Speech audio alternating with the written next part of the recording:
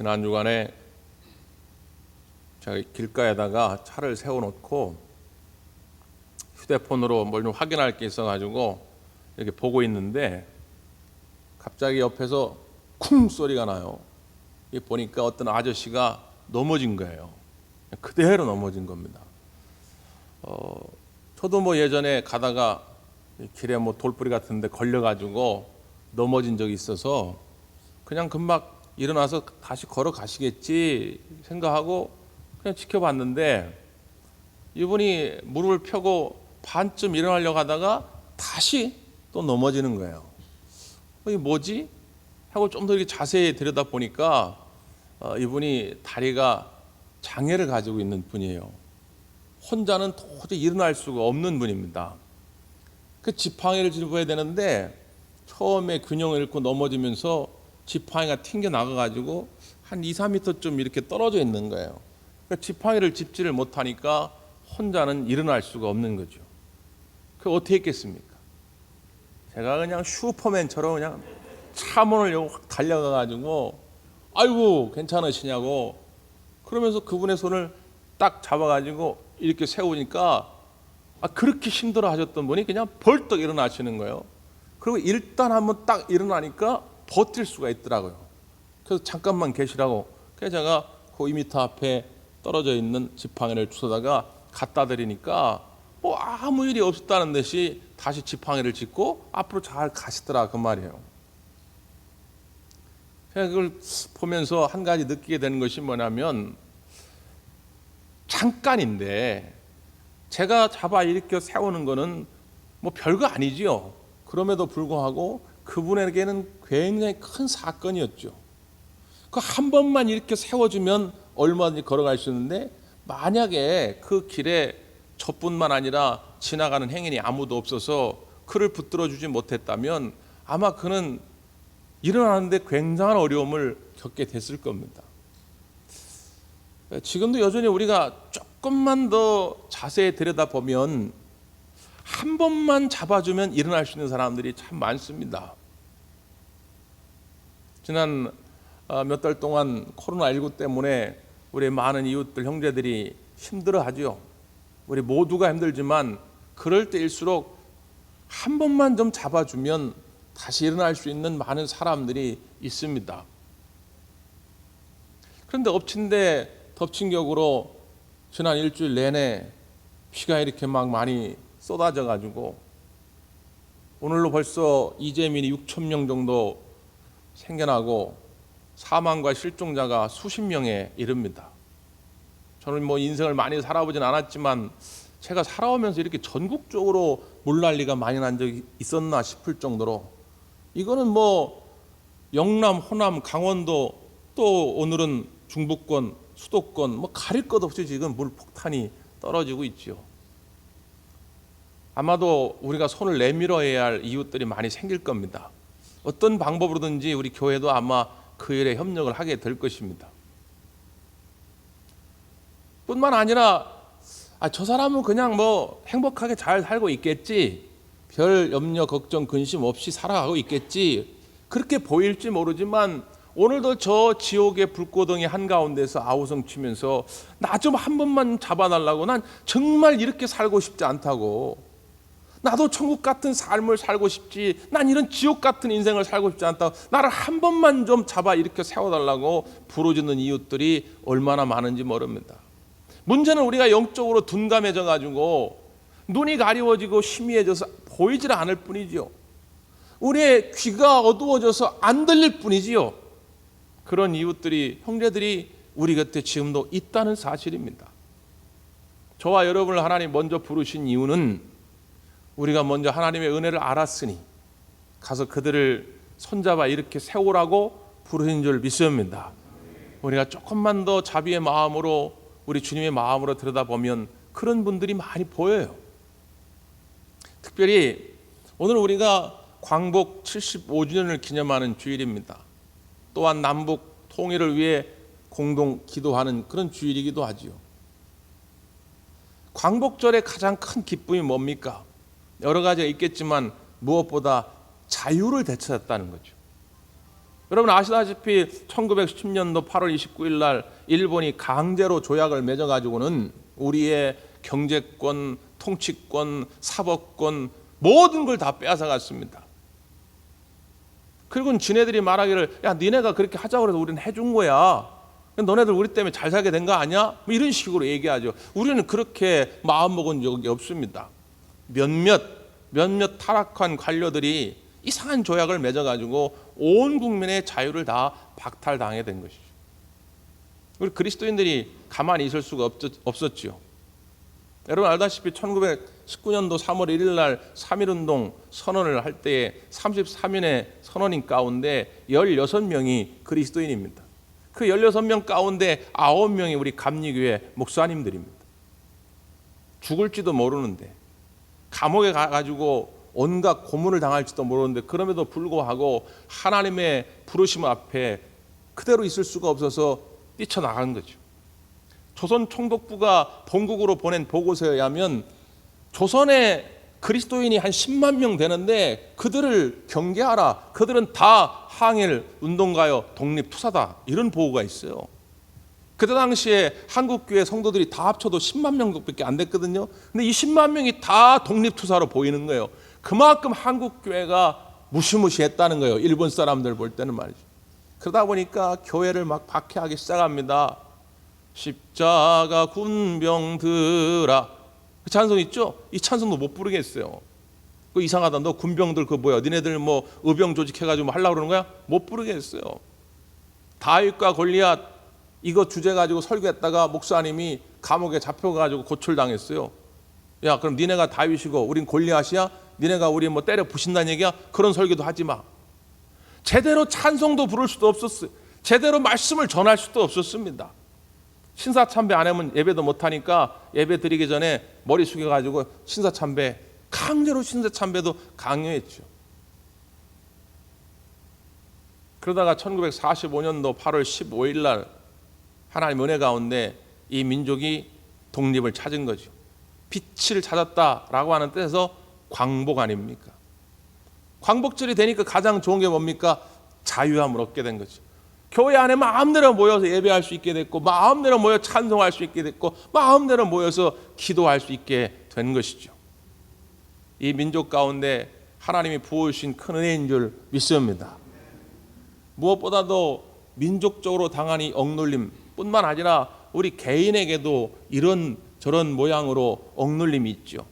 어떤 사람은 경제적인 문제 때문에 그것 때문에 억압당해서 하고 싶은 것을 자유롭게 못하는 사람도 있고, 어떤 사람은 신체적인 장애 때문에, 어떤 사람은 마음의 질병 때문에 내가 마음껏 하고 싶은 것 못할 수도 있죠.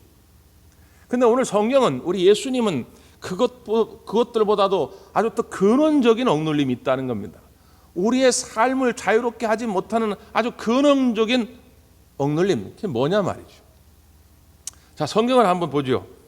33절을 먼저 봅니다. 33절 시작.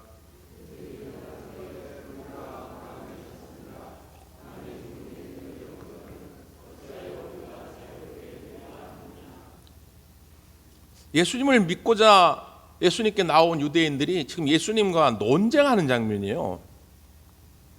뭘 가지고 논쟁하냐면 예수님이 진리가 너희를 자유롭게 하리라 이렇게 말씀을 하니까, 자유롭게 한다고 하는 것은 뭘 전제로 합니까? 그 사람이 지금 억눌려 있다라고 하는 걸 전제하는 거 아니겠어요? 그 사람이 지금 종의 신분이니까 자유롭게 해주겠다라는 말의 뜻 아니겠어요? 그러니까 이 말을 듣고 있던 유대인들이, 아니 우리는 아브라함의 자손이라서 우린 종돼 본 적이 없는데 왜 우리 보러 자유롭게 해준다는 말씀을 하십니까? 하는 거예요. 이해를 못하는 거죠. 여러분, 이스라엘 백성들이 종돼 본 적이 있습니까? 없습니까? 다른 나라의 종이 된 적이 있습니까? 없습니까? 수도 없이 많죠. 아수르의 종이 된 적도 있고요, 바벨론의 종이 된 적도 있고요. 지금 이 예수님 시대에는 누구의 종이에요? 로마의 속국입니다. 자기들 마음대로 왕도 세울 수도 없어요. 자기들 마음대로 세금도 낼 수가 없어요. 로마가 하라는 대로 하는 거예요. 근데 이들은 우리는 종된 적이 없다는 거예요. 그러니까 이 사람들은 지금 이런 정치적인 그런 관념으로 개념으로 이 말을 받아들인 게 아니죠. 또 하나, 우리는 아브라함의 자손이라서 종된 적이 없다는 거예요. 하나님이 아브라함과 축복의 언약을 맺었는데 이제 내가 너로 복이 되게 하리라, 복의 근원이 되게 하리라 이렇게 말씀하셨잖아요. 그러니까 그 아브라함에게 하신 약속이 아브라함의 후손들에게 자동적으로 다 계승된다는 거예요. 근데 그 자동적으로 계승되기 위해서는 어떤 기준이 필요하느냐? 아브라함의 혈통, 아브라함의 피가 흐르면 된다는 거예요. 그러니까 그 사람들은 혈통주의, 순혈주의를 강조하는 겁니다. 그러니까 유대인들은 다 아브라함의 후손이니까 우리는 다 자유한 몸이지, 하나님의 자녀가 된 그런 자유한 몸이지 우린 종된 적이 없다라는 거죠. 참 이게 어렵습니다. 복음을 전하려고 하다 보면 마음의 문을 열고 제일 먼저 받아들여야 할 것이 뭐냐면 내가 죄인이라고 하는 걸 받아들여야 하거든요. 근데 이걸 받아들이지 못하면 일단 복음을 전할 수가 없어요. 지금 유대인들이 지금 그런 마음입니다. 예수님 마음을 잘 이해를 못하는 것이죠. 그러니까 예수님이 다시 설명을 하는 거예요. 설명을. 자, 뭐라고 설명합니까? 34절 시작.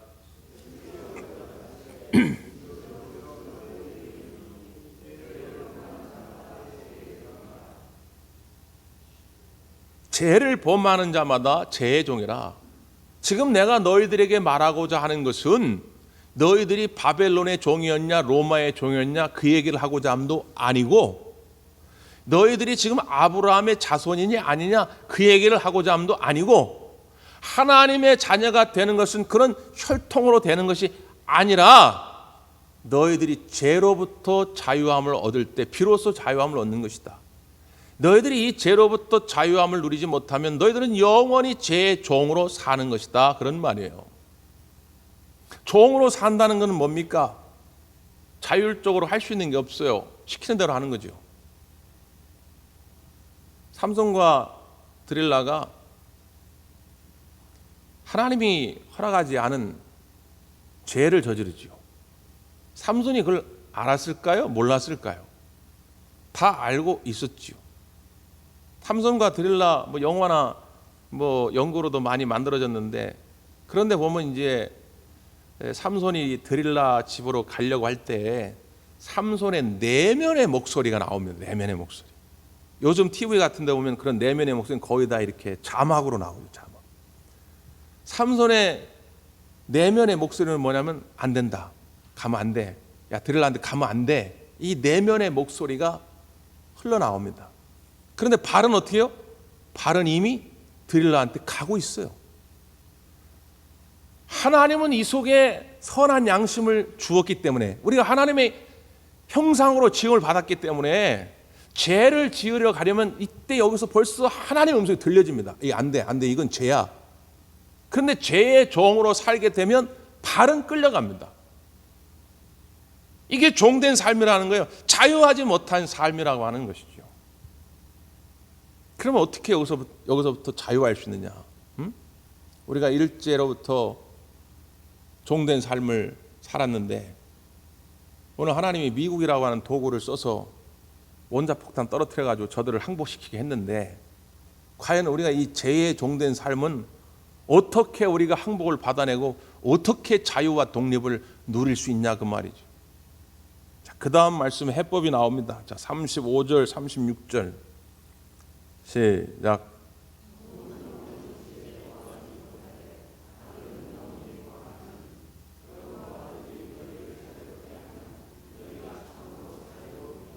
아멘. 자, 먼저 종과 아들을 비교하는데요. 종은 그 집에 영원히 머물 수 없다는 거예요. 예를 들어서 이제 종으로 주인이 사왔어요.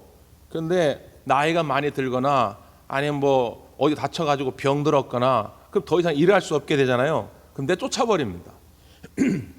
일도 못하는데 종을 계속 데리고 있을 필요가 없잖아요. 쫓아내요. 그래서 아들이 예를 들어서 나이가 들었다고, 아들이 공부를 못한다고, 예를 들어서 아들이 무슨 사고가 나가지고 어디 다리가 부러졌다고 아들을 내쫓습니까? 아들은 내쫓지를 않아요. 심지어 아버지가 그 아들에게 그 집을 상속해 버립니다. 그 아들이 그 집의 주인이 돼요. 지금 그 이야기를 하는 거예요. 또 하나, 종과 아들의 차이, 극명한 차이 중에 하나는 뭐냐면 종은 종을 사면하지 못합니다. 종이, 내가 해서 고참 종이에요. 고참. 내가 한 10년 전에 온 종이에요. 근데 이제 막 들어온 신참 종이 있어. 근데 얘 참 신세가 기구해. 얘가 밖에 가서 큰일 날 것 같은데 이 종으로 팔려와가지고, 야 불쌍해. 야 내가 사면할 테니까 너 가서 자유롭게 살아. 종이 종을 그렇게 할 수 있습니까? 못합니다. 근데 당시에 로마나 유대인의 법에 의하면 상속권을 받은 아들은 그걸 할 수가 있어요. 주인이 원래 하게 돼 있는데, 주인이 예를 들어서 미리 상속권을 줍니다. 우리 아들한테 내가 죽으면 다 물려줄 거다 했으면, 이 아들이 볼 때, 야 너 내가 볼 땐 밖에 나가서 공부도 좀 열심히 하면 너 큰일 날 것 같아. 내가 사면해 줄 테니까 가. 그럼 갈 수 있단 말이죠. 자, 하나님만이 우리를 죄로부터 자유하게 할 수 있는데, 하나님의 아들 되신 예수님께 그 모든 것을 상속해 주셨다는 거예요. 같은 종인 사람은 그걸 할 수가 없다는 거예요. 그 사람이 나보다 더 나이가 많거나 나보다 더 착해 보이거나 더 똑똑해 보인다 할지라도 그 사람이 나를 사면해 줄 수 없다. 하나님의 아들이신 예수님만이 우리를 죄로부터 자유하게 해 주실 수 있다는 거예요. 그렇구나. 우리가 온전한 자유, 참된 자유를 누린다고 하는 것은 예수님 안에 머물 때만 가능하다는 거예요. 우리가 잘 아는 헬렌 켈러라고 하는, 보지도 듣지도 말하지도 못하던 분이 있죠. 그분이 하버드 대학을 졸업하게 될 때에 졸업사를 했습니다. 그가 남긴 명연설이 지금도 남겨져 있는데 이런 말을 했어요. 저는 오늘 세계 최고의 명문인 하버드 대학교를 졸업합니다. 그러나 지금까지의 제 인생에서 가장 귀한 가르침은 바로 하나님의 사랑입니다. 하나님의 사랑을 통해 저는 모든 장애와 허물을 벗어버리고 자유할 수 있었습니다. 인간은 하나님의 사랑을 받아들이기 전까지는 무언가의 노예로 살아갑니다. 그래서 저는 이 자랑스러운 졸업장을 받는 순간에도 하나님을 향한 사랑을 고백합니다. 이런 연설입니다. 그는 이 삼중고의 장애 때문에 억눌림 속에서 살아갈 수밖에 없는 인생이었죠. 멀쩡해도 하버드 대학 들어가기가 어려운데, 듣지도 보지도 말하지도 못하는 이 장애를 가지고 하버드 대학 가고자 할 때 얼마나 많은 어려움이 있었겠습니까? 주변에 수군거림이 있었겠죠. 장애인들을 바라보며 비하하고 멸시하고 조롱하는 그런 마음들도 있었겠죠. 그런데 그 억눌림 속에서 자유함을 누릴 수 있었던 것은 뭐냐? 나를 향하신 하나님의 사랑이었다는 거예요. 여러분, 예수님을 통해서 하나님의 사랑은 극명하게 보여진 거 아닙니까? 내가 너희를 얼마나 사랑하는지 봐라 그러면서 독생자 예수 그리스도를 십자가에 달려 죽게 하신 것 아닙니까? 그 십자가를 통한 그 하나님의 사랑을 받아들이게 되면 우리는 얼마든지 자유로운 삶을 살아갈 수 있다는 것입니다. 경제적으로 억눌려 있든, 질병 때문에, 장애 때문에 억눌려 있든, 여러분에게 어떤 약점이 있든 그건 여러분을 더 이상 누를 수 없다고 하는 것입니다. 왜? 하나님이 여러분을 사랑하시기 때문에. 오늘 그 예수 그리스도 안에서, 하나님의 사랑 안에서 참된 자유를 누리시기를 바랍니다. 특별히 이걸 조금 더 예수님이 구체적으로 설명합니다. 결론은 이 얘기인데 유대인들도 못 알아듣고 이렇게 말씀을 드려도 못 알아듣는 분들이 많아요. 그러니까 이게 지금 장문의 대화문이 오늘 본문에 나오는 거 아닙니까? 그게 뭘 지금 예수님이 설명하고자 하는 것이냐? 자, 다시 앞으로 30절, 31절, 32절을 읽어봅니다. 시작.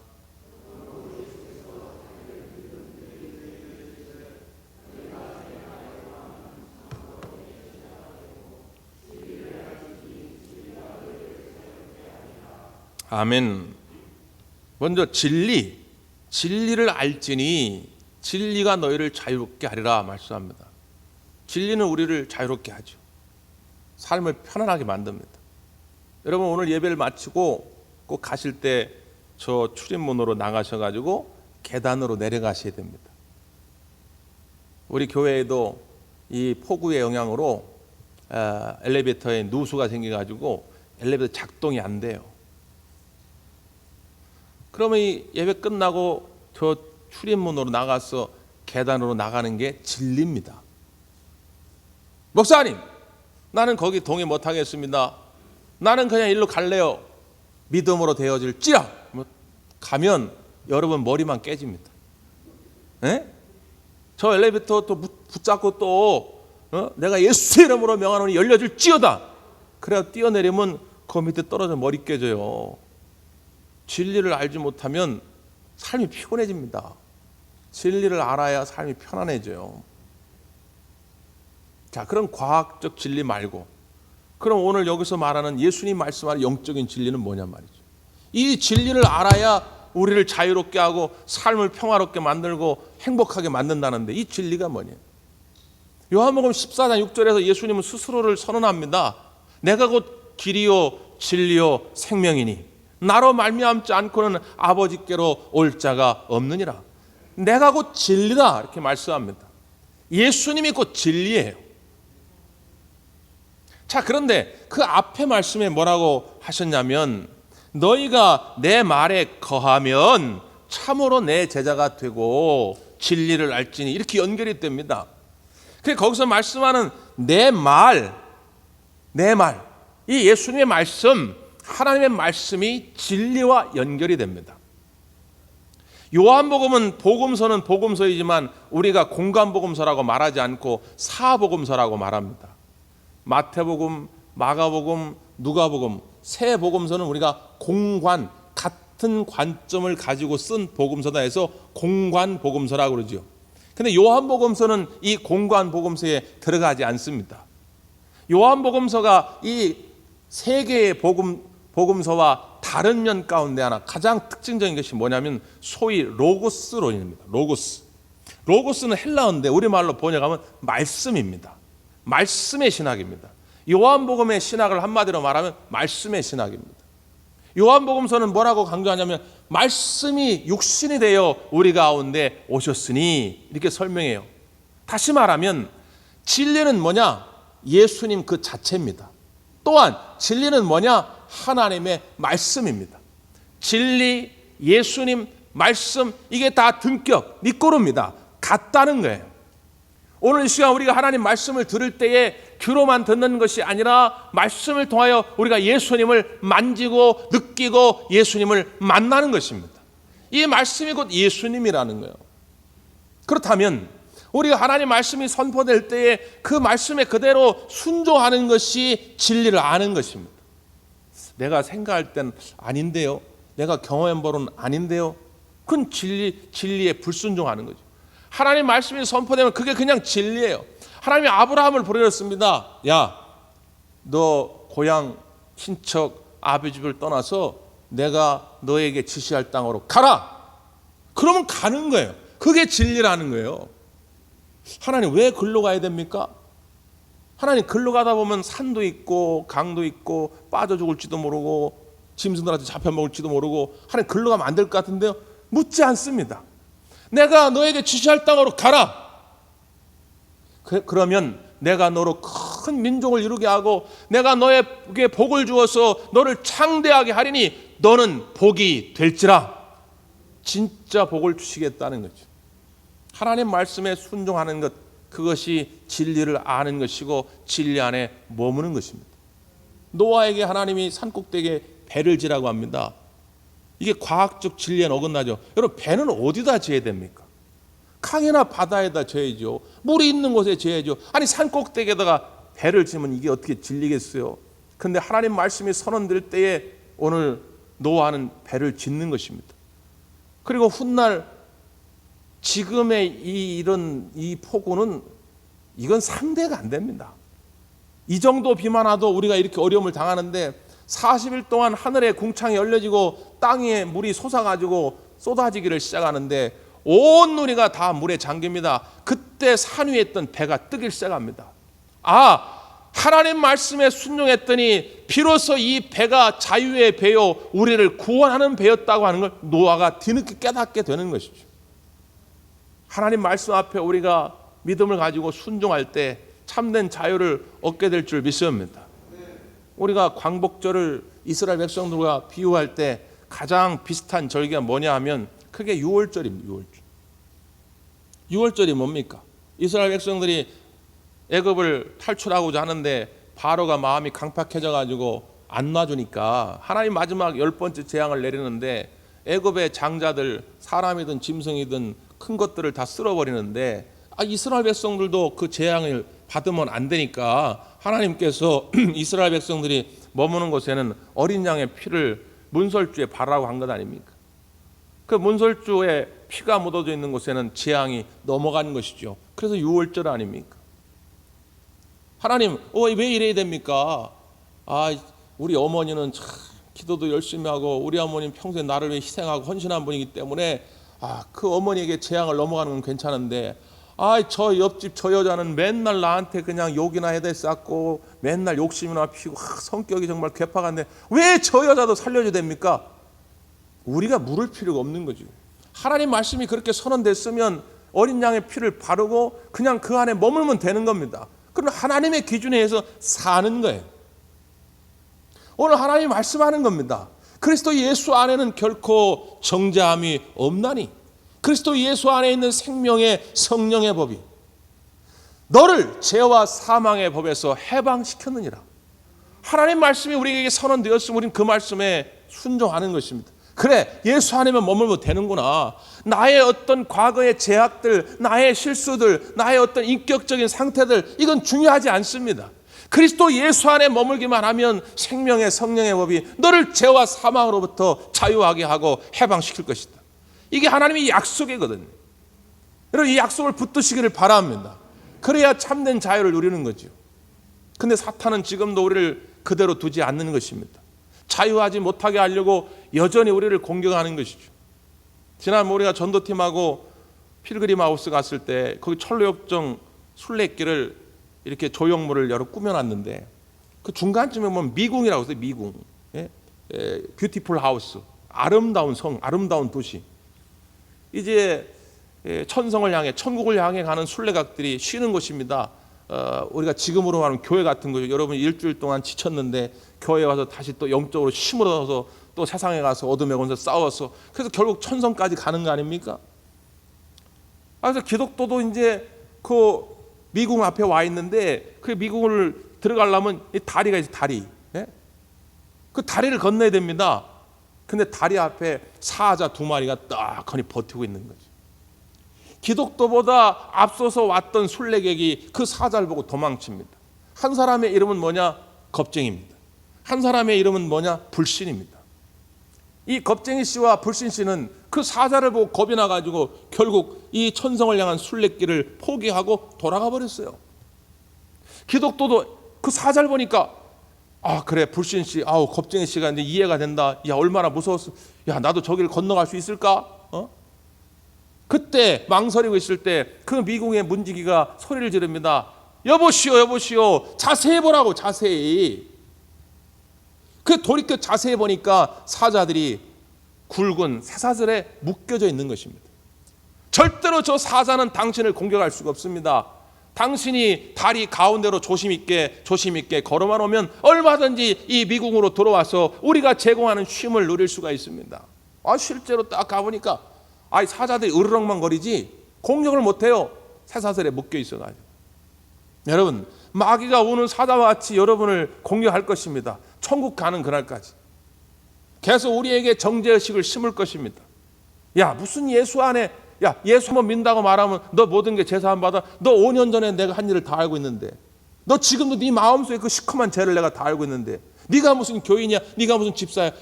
이 우는 사자와 같이 마귀는 우리를 계속 공격할 겁니다. 여러분 그러나 하나님의 말씀을 기억하십시오.